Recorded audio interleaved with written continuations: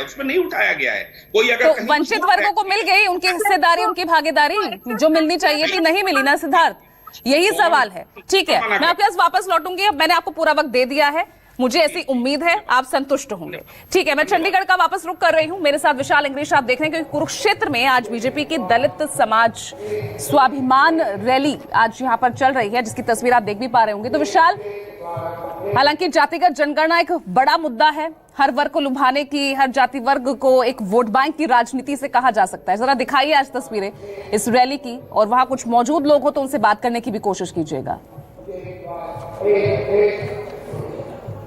देखिए, अभी जो रैली है दलित सम्मान स्वाभिमान समारोह कहा जा सकता है, और महाभारत की इस धरती के ऊपर थोड़ी देर बाद ही शुरू भी होगा। लेकिन यहाँ पर मनोहर लाल खट्टर जो हरियाणा के पूर्व मुख्यमंत्री हैं, इसी तरह कानून मंत्री अर्जुन राम मेघवाल, दुष्यंत गौतम, वो सारे इसी स्टेज के ऊपर होंगे। वहीं पर आज भारतीय जनता पार्टी कहीं ना कहीं दलितों को साधने का यत्न भी करेगी, क्योंकि जिस तरह से कॉम्बिनेशन हरियाणा के चुनाव में बनते हुए पिछली लोकसभा में दिखाई दिए थे कि जाट और दलित का एक कॉम्बिनेशन बना था, और इसी के चलते ही कांग्रेस 5 सीटों के ऊपर यहाँ पे आ गई थी, 0 से 5 के ऊपर आ गई थी। लेकिन वहीं पर आज मैं चाहूंगा कि कैमरामैन को कि यहाँ पे दिखाए कि कितना बड़ा यहाँ पे पंडाल लगा हुआ है, और पंडाल में आज दलितों को लेके कई बड़ी घोषणाएं भी होंगी। वहीं पर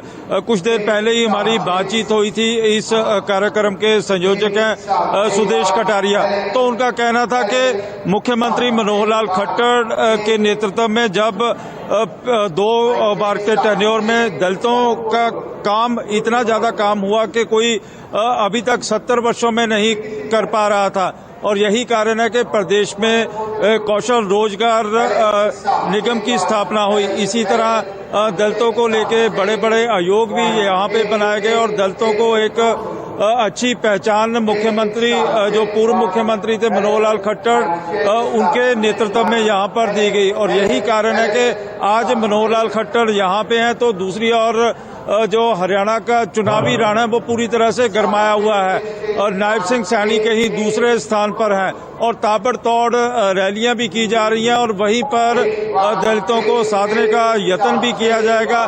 बेशक हरियाणा के पूर्व मुख्यमंत्री भूपेंद्र सिंह हुड्डा बार बार कहते आ रहे हैं कि जो जातीय जनगणना है वो जब भी कांग्रेस की सरकार बनेगी तो पहली कलम के साथ ही जातीय जनगणना का काम शुरू कर दिया जाएगा। इसी तरह दीपेंद्र हुड्डा कहते आ रहे हैं, इसी तरह कुमारी शैलजा कहती आ रही है, इसी तरह रणदीप सिंह सुरजेवाला जो कांग्रेस के छोटे से बड़ा जो नेता है, यहाँ पर भी जातीय जनगणना का मुद्दा पूरी तरह से गरमाया हुआ है। और यदि प्रदेश में कांग्रेस की सरकार बनती है तो तुरंत ही जातीय जनगणना जहाँ पर शुरू कर दी जाएगी।